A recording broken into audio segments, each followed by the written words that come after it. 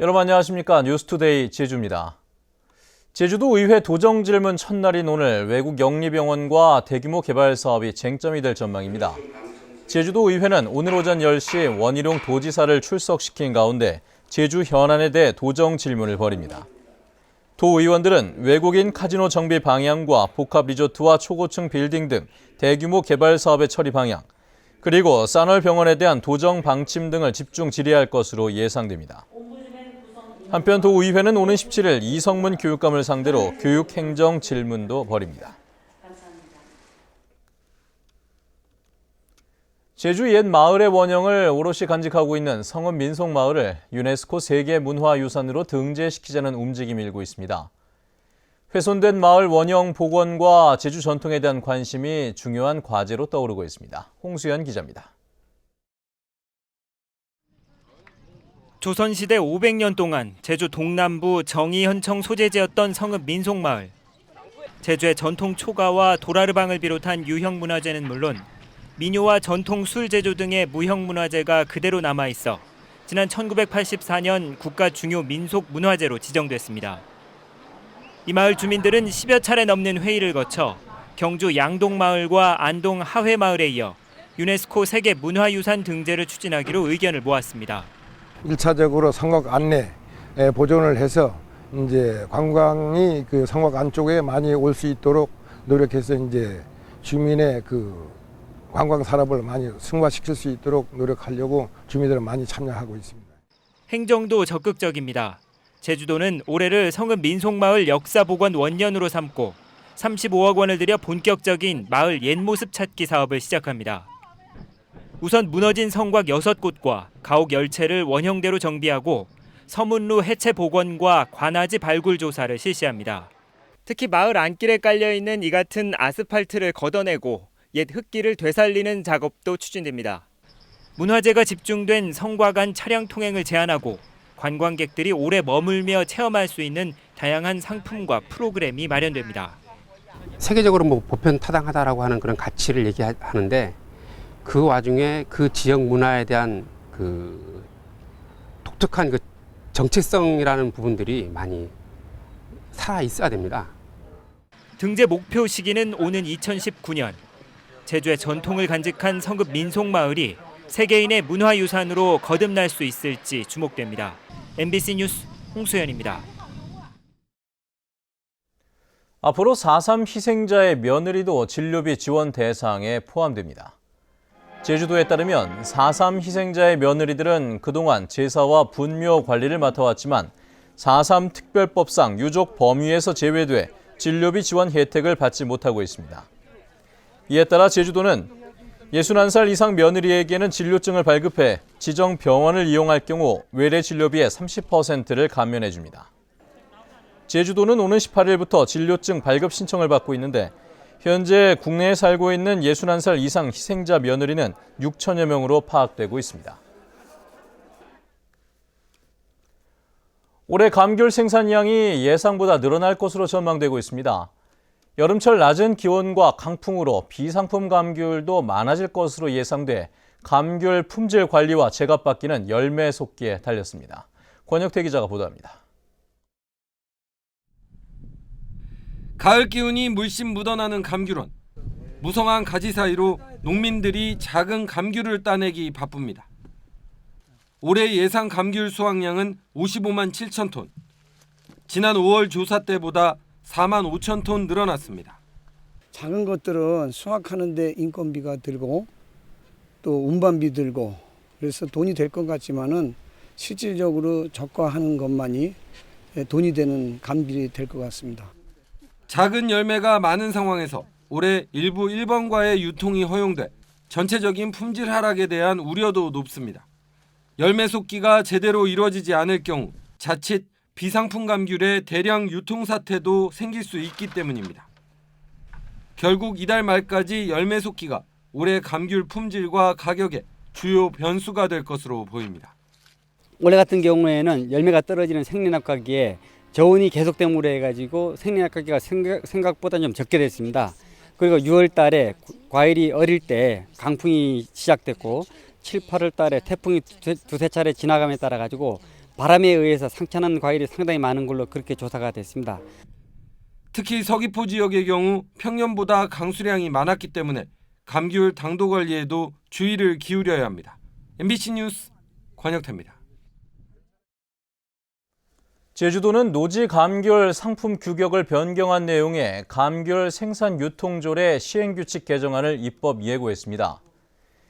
개정안은 노지 감귤 품질 규격을 현행 11단계에서 5단계로 단순화하고 상품 최소 크기를 기존의 지름 51mm에서 49mm로 확대했습니다. 이에 따라 지난해까지 비상품이던 1번과 가운데 절반가량은 올해부터 상품으로 출하할 수 있게 됐습니다.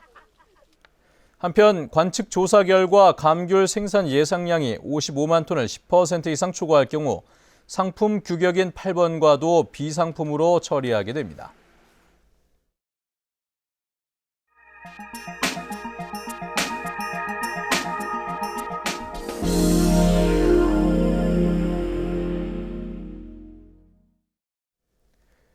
요즘 기후변화로 인해 지역마다 농작물 지도가 변화하고 있다는 소식을 자주 전해드렸었죠.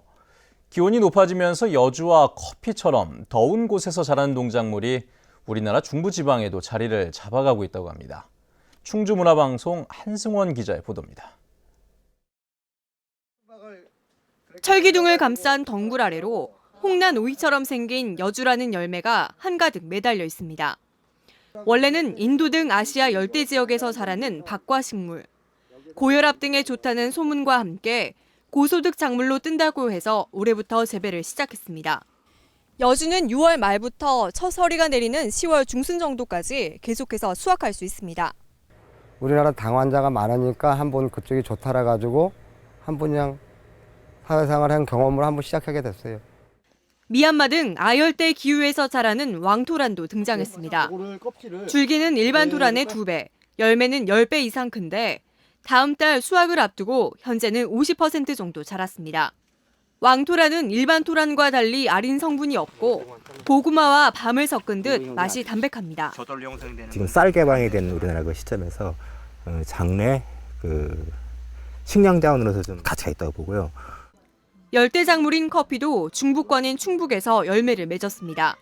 8년 전 들여온 커피나무가 싹을 틔우기 시작해 지금껏 번식을 반복. 현재 나무만 4,000그루에 이릅니다. 내년부터는 500kg 정도 커피 수확도 가능해 음성에서 생산한 커피를 맛볼 수도 있습니다.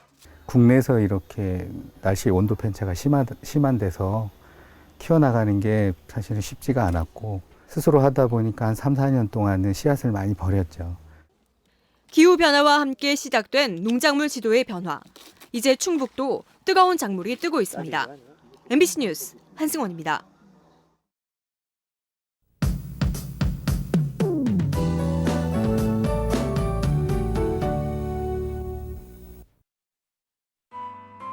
네, 아침 출근길 산발적으로 빗방울이 떨어지고 있습니다. 다행히 비 양이 적은 데다 점차 맑은 하늘을 드러내면서 바깥 활동하기 무난하겠고요. 내일은 대체로 구름 많은 가운데 큰 일교차에만 잘 대비하시면 되겠습니다. 다음은 자세한 지역별 날씨입니다. 네, 오늘 아침 북부 지역의 기온 21도에서 23도 보이고 있는데요. 낮 기온은 25도에서 26도로 어제와 비슷하겠습니다.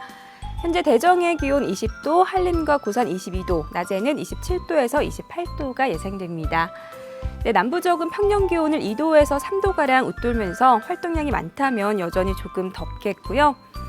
동부 지역의 낮 기온은 26도 내외로 비교적 선선한 날씨를 보이겠습니다. 네, 성판악의 기온 16도 가리키고 있습니다. 섬 지역 대체로 구름 많은 가운데 현재 기온 22도 내외, 낮 기온은 27도 안팎이 예상됩니다. 네, 해상에는 강한 바람과 함께 물결이 높겠으니까요. 항해나 조업하는 선박들은 각별히 주의하셔야겠습니다.